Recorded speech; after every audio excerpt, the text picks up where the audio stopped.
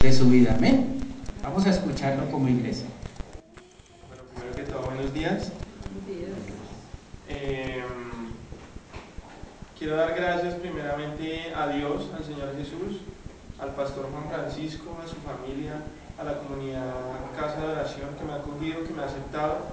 Yo empecé con el proyecto Felipe. La verdad no tenía mucho conocimiento de la Biblia, no sabía cómo analizar un versículo, no sabía cómo leerlo. Simplemente lo leía, pero no trascendía tanto en mi vida ni lo aplicaba.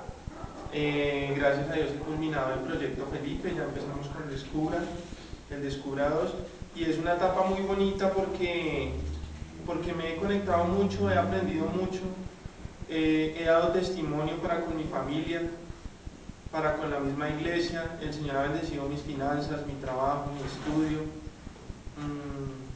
mi relación con Cindy, que es mi novia, me siento muy orgulloso de estar con ella.